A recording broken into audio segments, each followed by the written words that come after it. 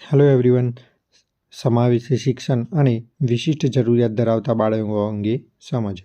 તો એમાં પાર્ટ બીમાં આપણે વિવિધ પરિવેશ ધરાવતા અધ્યતાઓને સમાવવા, જેમાં આર્થિક સામાજિક રીતે પછાત વંચિત બાળકોનું સમાવેશનના એક્ઝામ રિલેટેડ MCQs આપણે આજે જોઈશું. ચલો, ક્વેશ્ચન 21. સમાવેશી શિક્ષણમાં વૈવિધ્યનો અર્થ શું થાય? તો એમાં આન્સર આવશે બી, બાળકો વચ્ચે ફરક. Question number 22. આર્થિક રીતે પછાત બાળકો માટે શાળામાં કઈ વ્યવસ્થા જરૂરી છે? તો આન્સર આવશે બી, સહાયક સાધનો એ આર્થિક રીતે પછાત બાળકો માટે શાળામાં જરૂરી વ્યવસ્થા છે. Question number 23. સમાવેશી શિક્ષણમાં શિક્ષણ પદ્ધતિ કેવી હોવી જોઈએ? તો આન્સર આવશે બી, લવચીક. વંચિત બાળકો માટે શિક્ષણનું મુખ્ય સાધન કયું છે? તો આન્સર આવશે સી, સહાનુભૂતિ અને સહકાર એ વંચિત બાળકો માટે શિક્ષણનું મુખ્ય સાધન છે. Question number 25. સમાવેશી શિક્ષણનો વિરોધ કયા વિચારથી થાય છે? તો આન્સર આવશે સી, અલગાવના કારણે સમાવેશી શિક્ષણનો વિરોધ થાય છે. Question number 26. સામાજિક રીતે પછાત બાળકોમાં કઈ સમસ્યા સામાન્ય છે? તો આન્સર આવશે એ, આત્મવિશ્વાસની અછત. એ સમાવેશી જે સામાજિક રીતે પછાત બાળકો હોય તેમાં આત્મવિશ્વાસની અછત જોવા મળે છે. Question number 27. સમાવેશી વર્ગખંડમાં શિક્ષકનું વર્તન કેવું હોવું જોઈએ?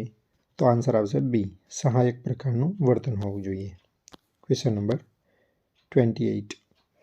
વંચિત બાળકો માટે શિક્ષણ શા માટે મહત્વનું છે? તો આન્સર આવશે ડી, ઉપરોક્ત બધા. સામાજિક ગતિશીલતા, સમાન અધિકાર, આત્મવિશ્વાસ. Question number 29. સમાવેશી શિક્ષણમાં મૂલ્યાંકન કેવું હોવું જોઈએ? તો આન્સર આવશે બી, લવચીક અને સર્વાંગી મૂલ્યાંકન હોવું જોઈએ. આર્થિક રીતે પછાત બાળકોને શાળામાં રોકી રાખવા માટે કઈ યોજના મદદરૂપ છે? તો આન્સર આવશે ઉપરોક્ત બધા.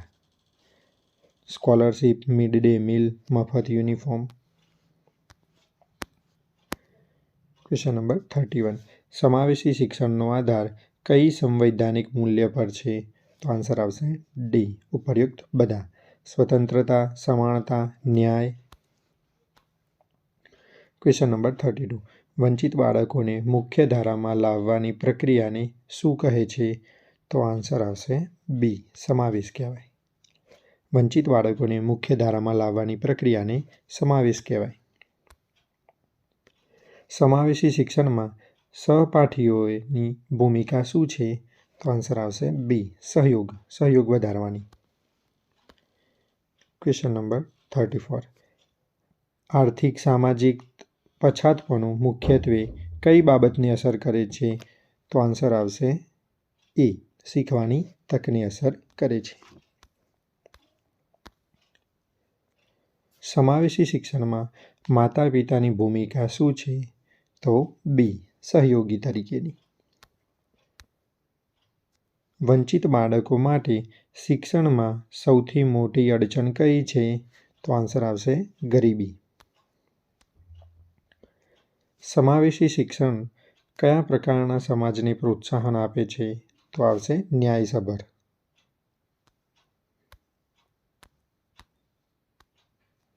આર્થિક રીતે પછાત બાળકો માટે કઈ શૈક્ષણિક સહાય જરૂરી છે? તો રેમેડિયલ શિક્ષણ જરૂરી છે. સમાવેશી વર્ગખંડમાં શીખવાની ગતિ કેવી હોવી જોઈએ? તો આન્સર આવશે બી, લવચીક હોવી જોઈએ. વંચિત બાળકોમાં શાળા છોડવાની સમસ્યાને શું કહે છે? તો આન્સર આવશે એ, ડ્રોપ આઉટ. સમાવેશી શિક્ષણમાં શાળાનો અભિગમ કેવો હોવો જોઈએ? તો આન્સર આવશે એ, સ્વીકારાત્મક.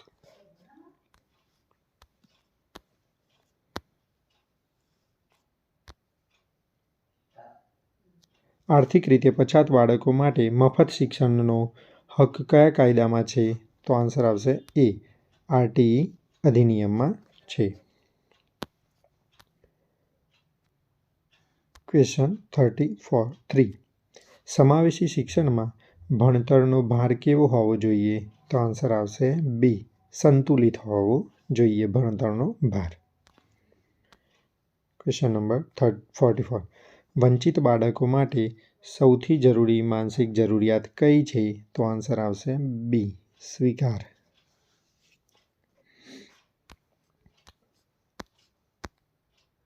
સમાવેશી શિક્ષણમાં ભાષાની ભૂમિકા શું છે? તો આન્સર આવશે બી, સહાયક ભાષાની ભૂમિકા છે. Question number 46. સામાજિક રીતે પછાત બાળકો માટે શિક્ષણ શું આપે છે? તો આન્સર આવશે એ, સશક્તિકરણ. સમાવેશી શિક્ષણમાં શિક્ષણ સાધનો કેવા હોવા જોઈએ? તો આન્સર આવશે બી, સુલભ હોવા જોઈએ. Question number 48.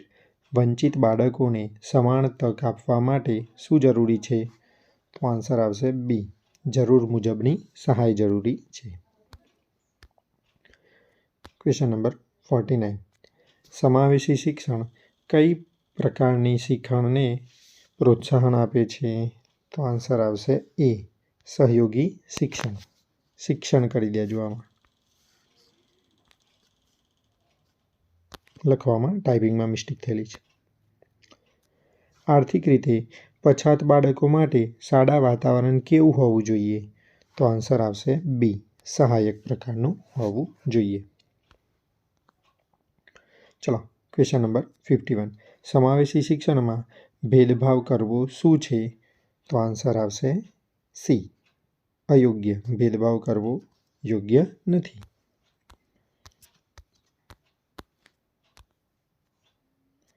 વંચિત બાળકો માટે શિક્ષણનો અંતિમ હેતુ શું છે? તો આન્સર આવશે સી, સર્વાંગી વિકાસ કરવો એ શિક્ષણનો અંતિમ હેતુ છે વંચિત બાળકો માટે.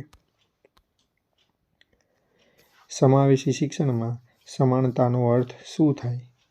તો આન્સર આવશે બી, જરૂર મુજબ સહાય આપવી. ચાલો, આર્થિક રીતે પછાત બાળકો માટે કઈ યોજના પોષણ સાથે જોડાયેલી છે?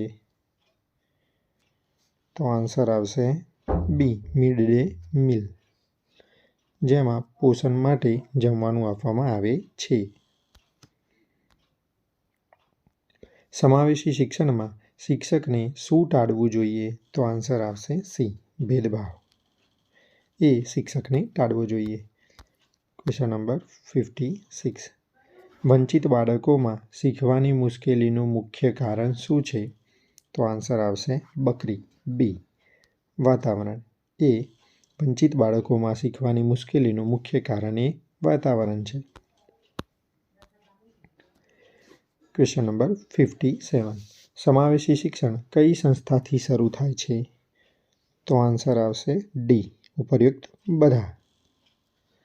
સમાજ, શાળા, પરિવારથી સંસ્થાની શરૂઆત થાય છે. આર્થિક રીતે પછાત બાળકો માટે શિક્ષણનો ખર્ચ કોણ વહન કરે છે? તો એનો આન્સર આવશે સી, સરકાર. ચલો, ક્વેશ્ચન નંબર 59. સમાવેશી વર્ગખંડમાં શિસ્ત કેવી હોવી જોઈએ? તો આન્સર આવશે બી, સકારાત્મક હોવી જોઈએ. Question number 60. વંચિત બાળકોને મુખ્ય પ્રવાહમાં લાવવા માટે શું જરૂરી છે? તો આન્સર આવશે ડી, ઉપયુક્ત તમામ. તો સહકાર, સંવેદનશીલતા, સહાનુભૂતિ આ બધું એ વંચિત બાળકોને મુખ્ય પ્રવાહમાં લાવવા માટે જરૂરી છે. તો આજે આપણે 60 ક્વેશ્ચન સુધી રાખીએ. બાકીના જે 40 જેવા ક્વેશ્ચન વધ્યા તેની ચર્ચા આપણે પાર્ટ 3માં કરીશું. Thanks for watching. જો તમને વિડીયો હેલ્પફુલ થયો હોય તો વિડીયોને લાઇક કરજો, શેર કરજો અને ચેનલને સબસ્ક્રાઈબ કરી નોટિફિકેશન બેલ ઓન કરજો, જેથી નવા વિડીયો તમને સરળતાથી મળી રહે. હર હર મહાદેવ.